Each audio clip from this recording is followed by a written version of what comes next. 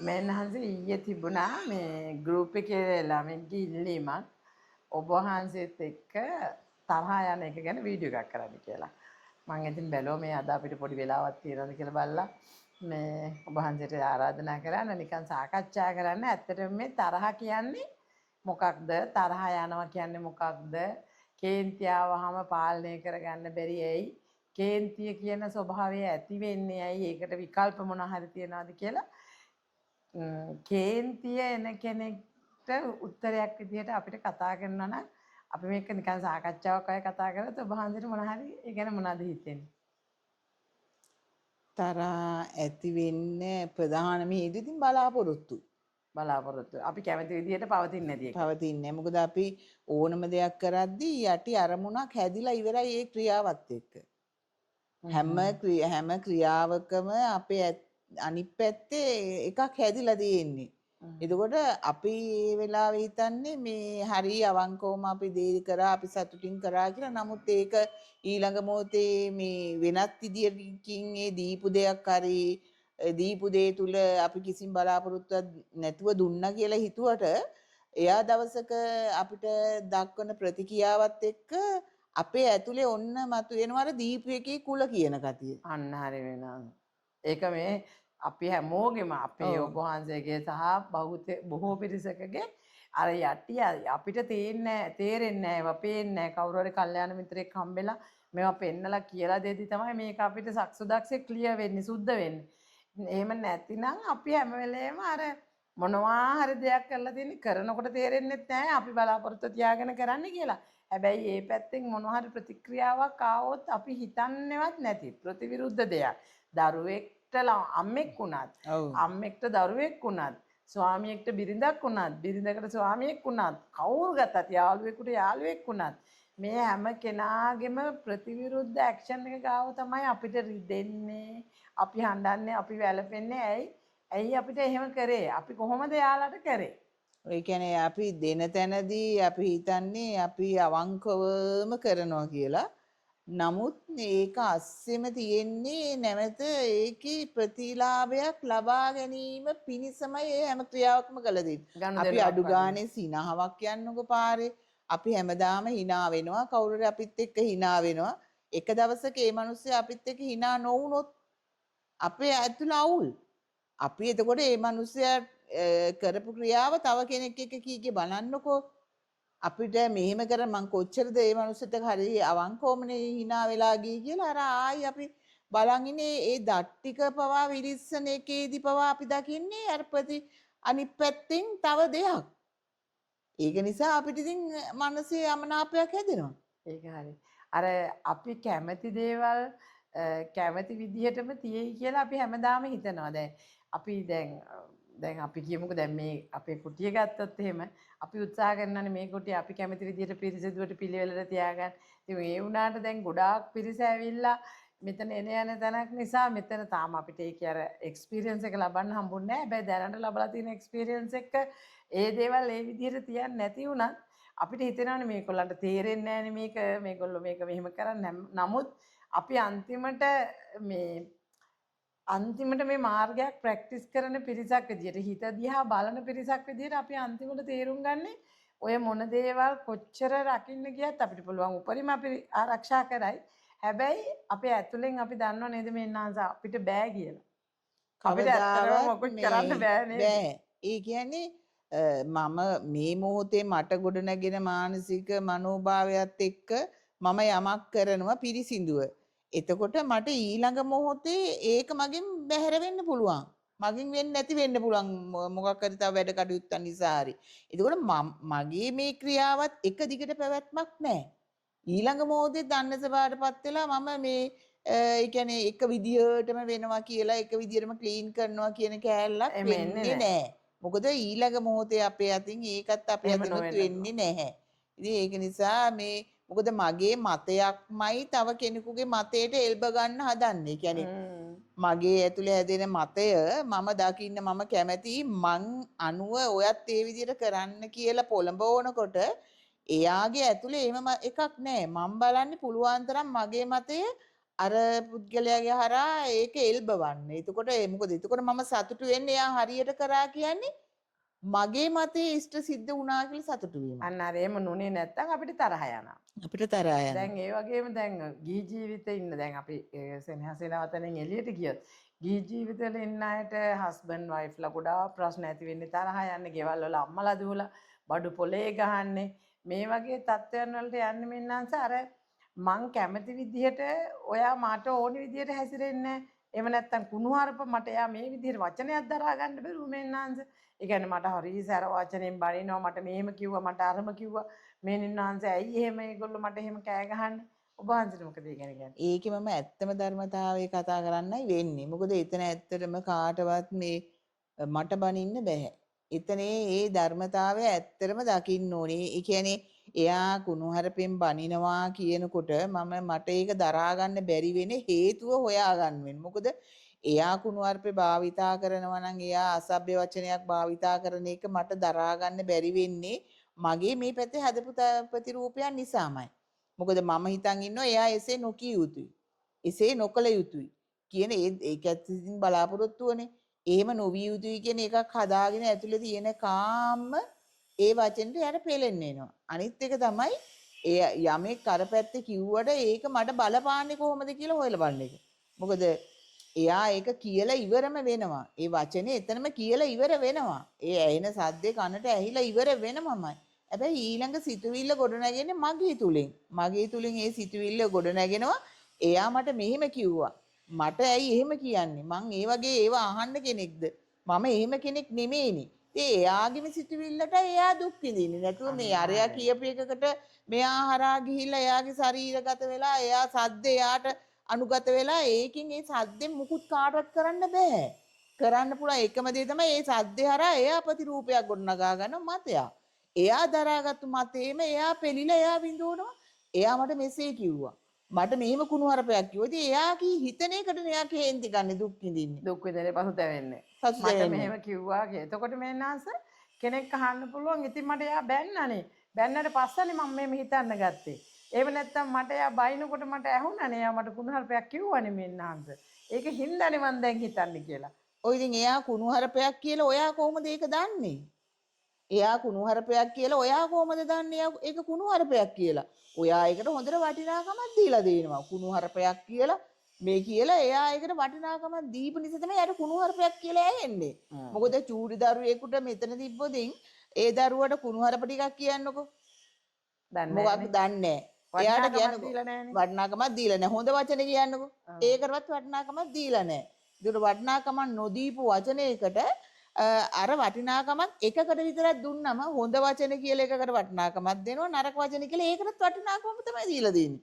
භාෂාවකට වචන ටිකකට අපි දීපු වටිනාකම් වලට තමයි ඔය දෙපැත්ත බෙදි හොඳ කවුරු හරි අපිට ප්‍රශංසා කරනකොට අපිට ඔය පේන්නේ නැහනේ ඔය තරහ යන ගතිය.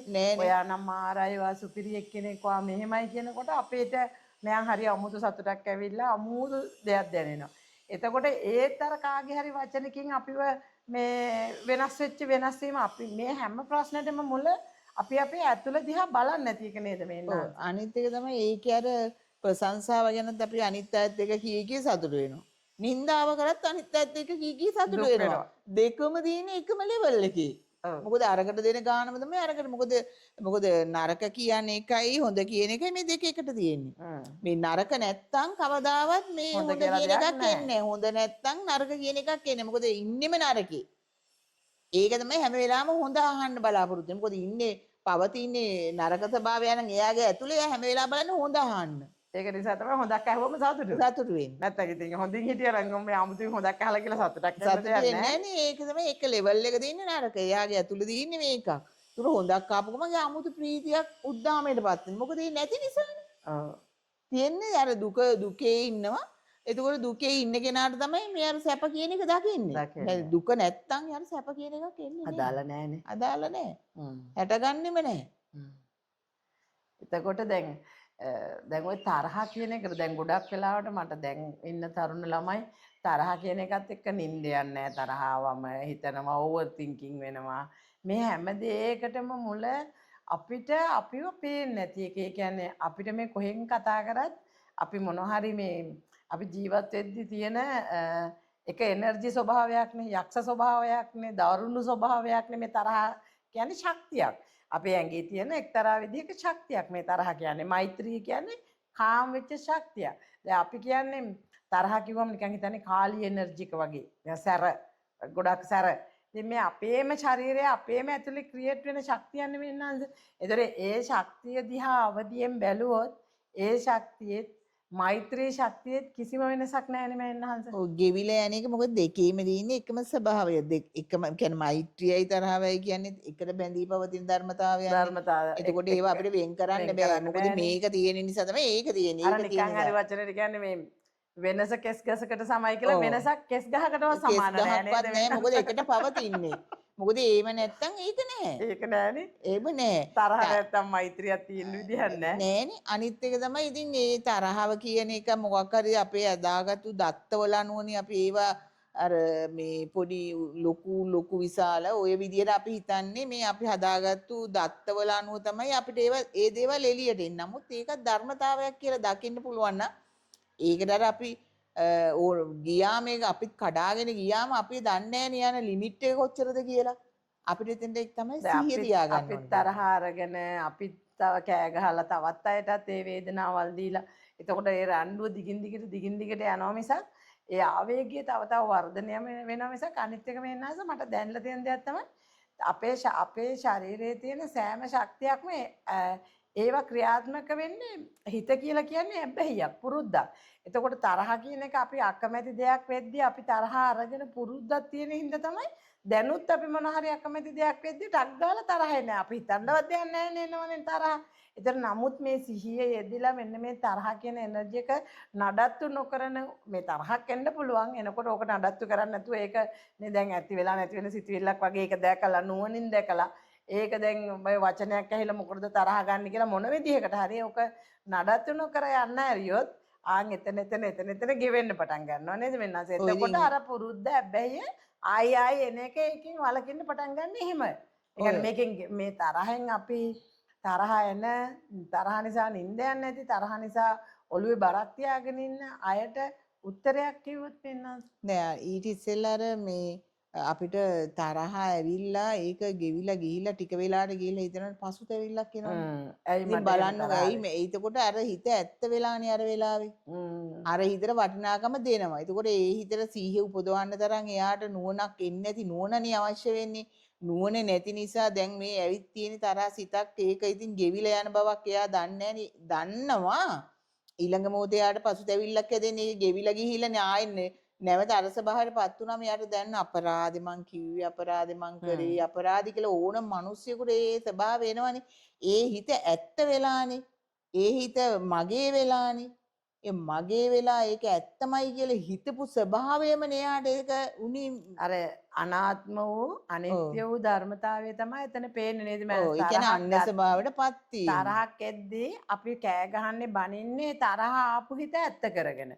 පොඩි වෙලාවක් ගියාම විනාඩි 20ක් විතර යනකොට ඒ හිතම මේ අනිත්‍ය වෙලා වෙනස් වෙලා දැන් ඔන්න මෙතන හටගෙන තියෙන පසුතැවිල්ලේ සිත. දැන් අර ඇත්ත කරගත්ත හිත දැන් නැහැ. දැන් තියෙන්නේ පසුතැවිල්ලේ සිත ඇත්ත කරගෙන. ඊට පස්සේ ඒක ඇත්ත වෙලා. එතකොට ඒකත් පවතින්නේ ඒකත් ගෙවිලා ගිහින්. ඊට පස්සේ ඒක උපේක්ෂා සිතක් කියන ඊළඟට ඒක අපි දිහා බලන් හිටියොත් මේ ආපු සිත්කන්දරා උදේ ඉඳලා හැන්ද වෙනකම් බලනකොට එක වෙලාවක එක ඇත්ත වෙලා. එක වෙලාවක එක ඇත්ත වෙලා. තමන් ඒකේ ස්වභාවයක් අත්දකින්න පුළුවන් නම් ඒකට නුවණ ඕනේ, සිහිය ඕනේ. අපි නිකන් අර මේ වැඩේ කරලා අර වැඩේට යන්න කියන අර වේගවත් ක්‍රියාකාරීත්වයන් නිසා මනසේ සිතුවිලි දකින වේගයක් හොයාගන්න බැරුව යනවා. ඒ නිසා එයා දක්ෂ වෙන්න ඕන සිහිය පොඩ්ඩක් සතිය නුවණ සතිය විතරමයි නේද වෙනස. ඔව් ඒ කියන්නේ තමන්ට තමන් ආදරය කරන්න පටන් ගන්න. තමන් පිළිබඳ දැක්මක් ඇති කරගන්න වෙනවා. ඒ කියන්නේ තමන්ගේ ජීවිතේට තමන් ආදරේ නම් අපිට තේරෙනවනේ අපේ ජීවිතේ නිවීමක් සතුටක් සැහැල්ලුවක් තියෙන්නේ. ඒකනේ අපේ ජීවිතේ තියෙන සතුට කියලා අපි කියන්නේ නිදහස කියලා කියන්නේ. ආවේගයක් තරහක් ආවහම අපේ ඔළුවට බරක් වෙන පීඩනයක් වෙන මානසික ආතතියක් ඇති වෙන ස්වභාවයක් නඩත්තු නොකර ඉඳීම තමයි මේ Tamanට ආදරය කරනවා කියලා කියන්නේ. එහෙම නේද වෙන්නන්ස? ඔව් ඒ කියන්නේ මේ ධර්මතා අපිට නතර කරන්න බෑ. මොකද පේන එක නතර කරන්න බෑ. ඇහෙන එක නතර වෙන්නත් බෑ. ඒ පේන එකේවත් නෑ මේ කුසල අකුසල ස්වභාවය.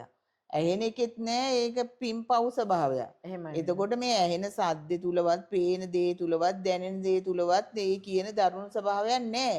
හැබැයි අපි දාගෙන ඉන්න අර රාමු ටිකක් තියෙනවා. අපි මෙසේ නොවේවා, මෙසේ වේවා.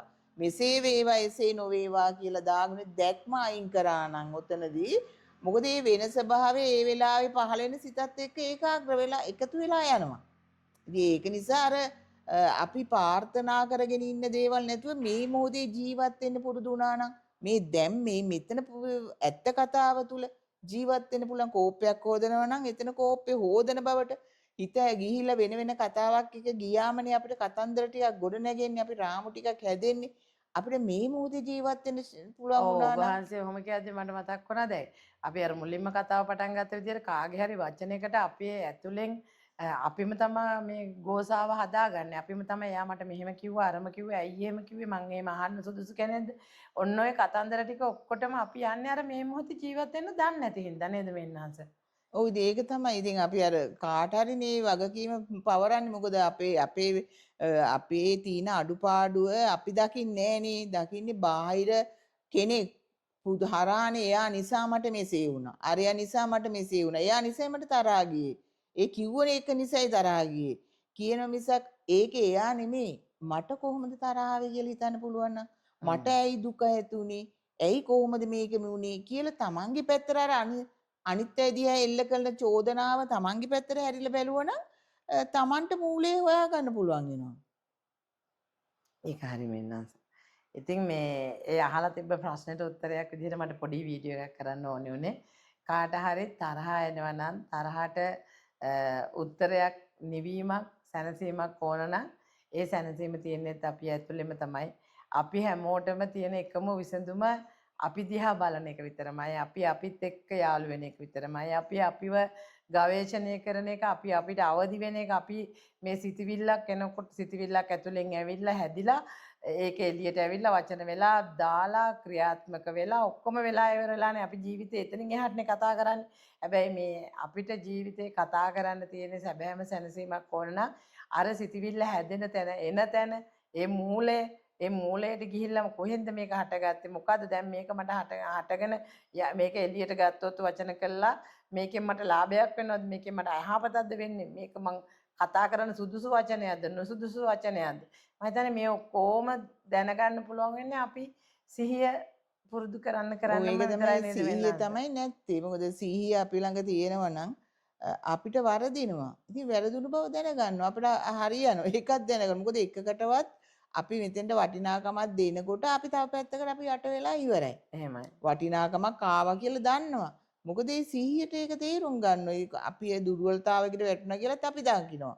අපි ඒකික හඹා යන ගතිය නැතුව යනවා. මොකද මේ මොහොතේ ධර්මතාවය තුල අපි පිහිටලා අපි දන්නේම නැතුව ඒ ධර්මතාව අඳුන ඕක අර ගන්නවා. සිහිය පුරුදු කරනවා කියන එක දැන් හැමෝටම කරන්න බැරි නම් එදිනදා ජීවිතේදී හොඳම දේ තමයි ඔබ වහන්සේ මතක් කරා වගේ මේ වර්තමාන මොහොතේ මේ හුස්ම ගන්න මේ වෙලාවේ ඔයාගේ පණ ටික මේ වෙලාවේ එන යන හුස්මත් එක්කනේ සම්බන්ධතාවයක් තියෙන්නේ. ඔව් එතෙන්ද මෙහෙම එකතු කරන්න පුළුවන්. දැන් ඒ වෙලාවට තරහ යනවා නම් දැන් මම මෙතන කියලා ගන්නකොට උස්ම වාර කීපයක් උඩට අරගෙන හිමින් සැරේ පහර කරන්න පුළුවන් නම් අපි පොඩි අභ්‍යාසයක් වශයෙන් පොඩ්ඩක් එකපාරක් 1 කියලා උඩට ගන්නවා 2 කියලා ආයි පහළ එලනවා ආයි 3 කියලා කොහමරි 20ක් වෙනකන් ඒ මොහොතේ තමන් මේ අර එක පාට අපිට බැරි නම් අය වගේ අභ්‍යාසයක් කරන්න පුළුවන් තරහ එන වෙලාවට පීඩනයක් එන වෙලාවට එහෙම.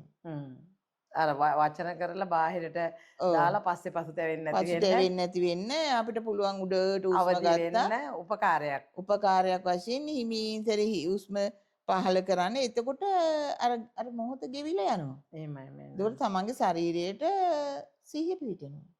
බොහොම පිං සිදු වේවා ඔබ වහන්සේට.